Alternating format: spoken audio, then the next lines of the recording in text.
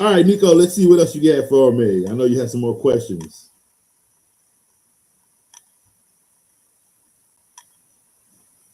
Let's see here. Is Bijan Robinson going to be the best running back in the league now that Tyler Algier left? Plus, Tua Tagovailoa is going to use Bijan like he did Devon A-Chain at Miami last year. Well, obviously, you have to use him like that. He's basically a receiver running back. You're going to use him like that. Is he going to be the best running back in the league? I don't know. He could be. That could go to Josh Jacobs.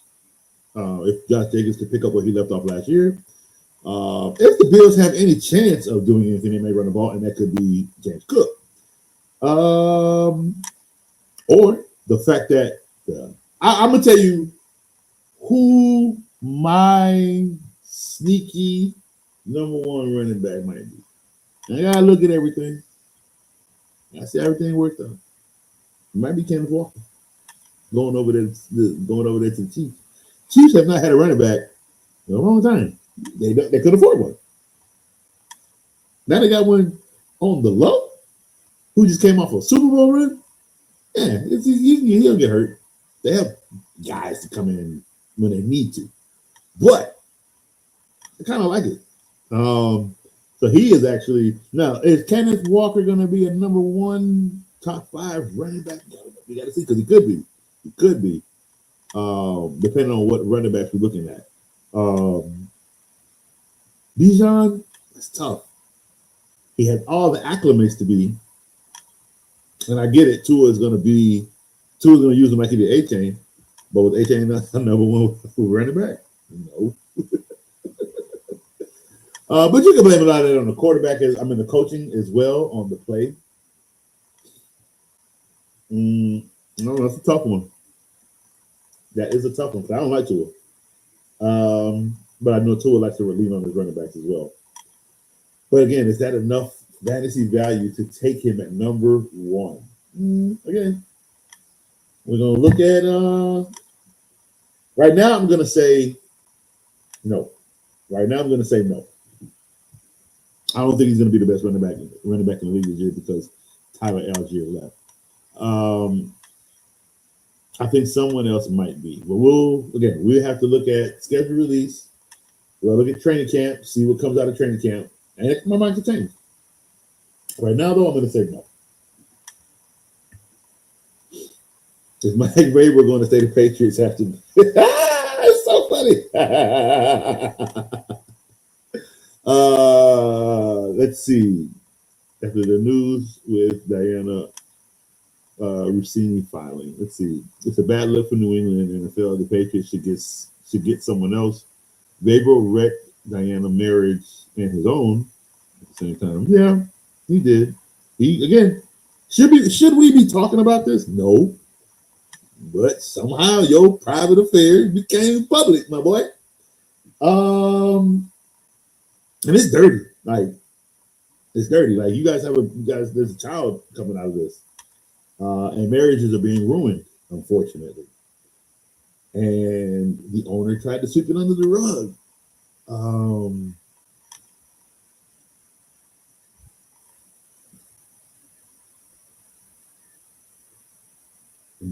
be honest with you. The NFL might have to step in and do something about this. If it was a player, he would have been suspended. Point blank, period. If it was a player doing this, he would have been suspended.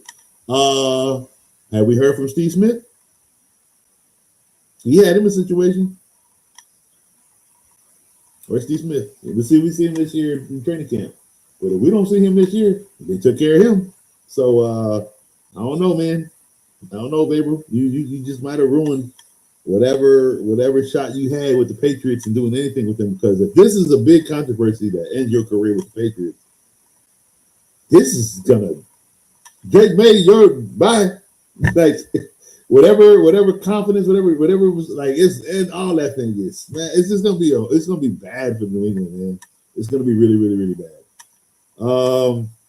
I do think he should be fired. I'm not gonna lie. If not, suspended for the year. Something has to happen. It really does. What's up, Cardo?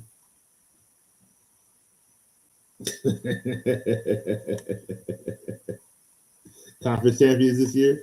I mean, I don't see nothing wrong with the Cowboys. They can do it. Again, I don't know why you would franchise tag the number three wide receiver in the league. But again, besides all that, they have all the components to be to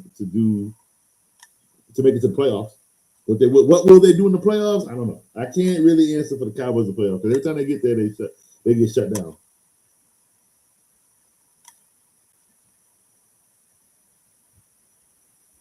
Let's see. Are you still optimistic on Josh Jacobs, or is his knee injury last season showed how vulnerable and on decline he is? It's Emmanuel Wilson time now. No, it doesn't show me how vulnerable he is. It just showed me he was 90% of the offense. That's what happens. If you are anywhere between 80 to 90% of your offense, and you're a running back, yeah, this is going to happen. Like, I don't know what else to tell you. He is literally all they have when it pertains to scoring, getting yards. Like, he was leaned on, even with their quarterback. This dude was leaned on heavily. Like, I'm not gonna say he was wrong. It's literally just his usage. He was overly used, unfortunately. And yeah, regardless of that fact, it still might be Emmanuel Wilson time because they might use both running backs. But I think Josh Jacobs' value does drop to more so second, third round. I don't think he's a first round draft pick this year. But we'll look and see where all of our picks line up and where I'm going to be putting everybody.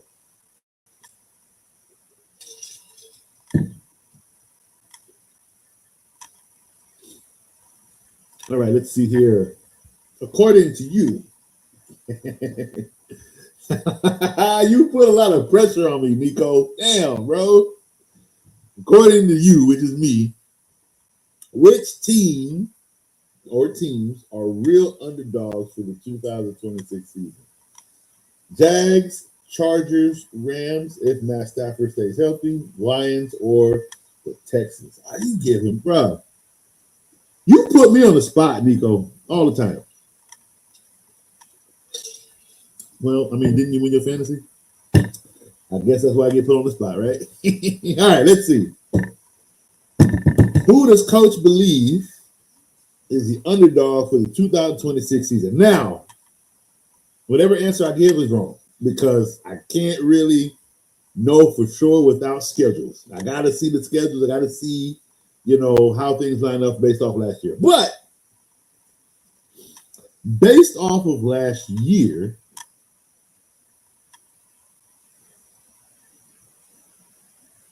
and coming into this year, a team out of these well put together squads. Because what's funny is neither one of these teams are underdog teams. Jags almost made it to the playoffs if it wasn't for the Texans getting in their way. And in the same division. Chargers, Rams. Rams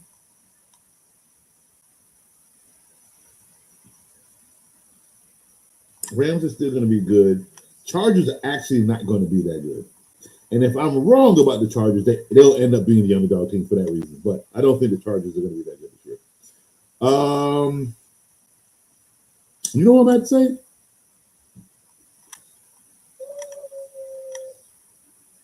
I'm going to go Detroit.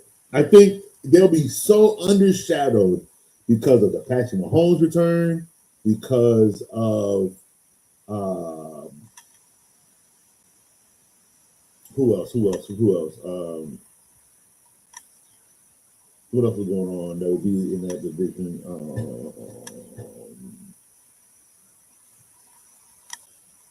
I don't think the Bears are going to be that good this year.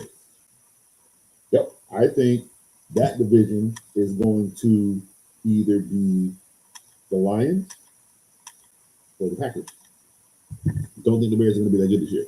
So, with that fact, I would say the Lions would be my underdog. These groups, the Lions would be my underdog. I think the Jags are going to be what they were last year, actually.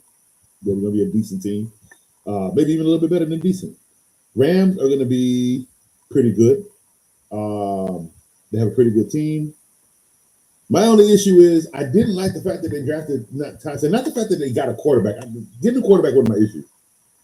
A lot of people aren't looking at what I'm looking at. You got Puka Nacua that's having issues off the field that could quite possibly affect him on the field. And then you got Devontae Adams, who had, I believe, a grade 2 hamstring injury, so his down the field activity is going to be very limited. I would have gotten the receiver with my first pick. That's my only issue with the Rams. I would have gotten the receiver instead. But outside of that, I think the Rams are going to be pretty decent this year. But yeah, so give me the Lions as the underdog team out of these groups of organizations. All right. Are you expecting a bounce back season from Emeka Egbuka at Tampa? Last year was just his rookie year. Now Mike Evans is left. We just need to make sure Baker Mayfield needs to make amazing passes like he was in the first half of the season. Here is going to be the issue with the Bucs. Emeka is going to be good, but I think his numbers are going to be smaller than last year. I do think the Buccaneers offense is not going to be as explosive as it was the last two seasons. Could they still make it to the playoffs? Yes, they still could with low numbers and good wins. Emeka was exposed with his speed because they had Mike Evans. I'm so sorry. It was because Mike Evans was there. Yeah, Mike Evans got hurt, and he went out there, and he was number one. Again, there was no film. They got film on him now. It's going to be a little different, okay?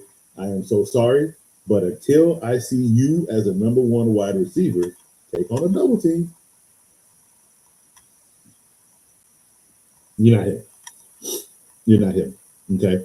You know what Drake London go out there and do all the time? Take on a double team. You know what Devontae Adams go out there and do all the time? Take on a double team. You know what DeAndre Hopkins go out there and do all the time? Took on a double team. You know what Jamar Chase goes out there and do? Takes on a double team. So does T. Higgins. He takes on a double team. He's the number one playing a number one, playing a wide receiver. That's why they did pay him.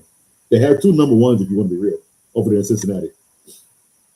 Because when you can break away from two defenders and get loose and get catches, you are outstanding. So when we can see Emeka do that this year, in his second year, now you're telling me something, okay? I don't know if he can do that yet. That is something that's more so, if you take Emeka high in the draft, that's what you're waiting for. That's what you are literally banking on, is him being the number one. And we don't know until we see it. Unfortunately, that's just one of those things. We're taking a chance. We're taking a gamble. That's the beautiful part about fantasy football, is the gamble. All right. Would you say that Trayvon Henderson is a better running back than Ramondre Stevenson? Number one, yes, I would say that.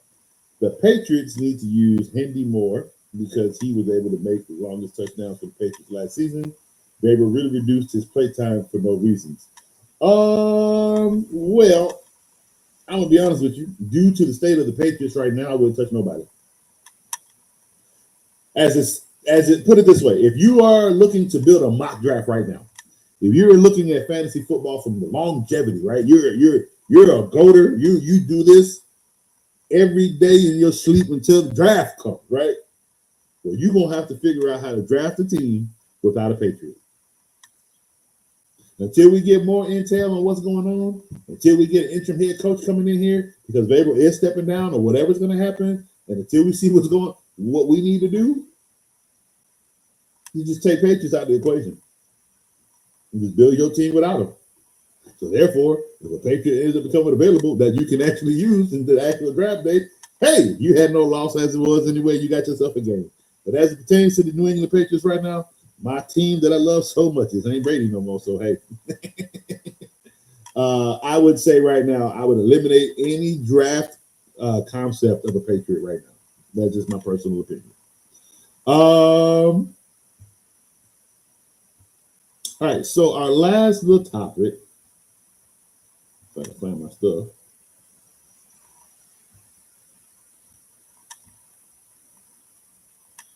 Oh, we got one more comment. Thanks for taking the time to answer all my questions. Always a pleasure.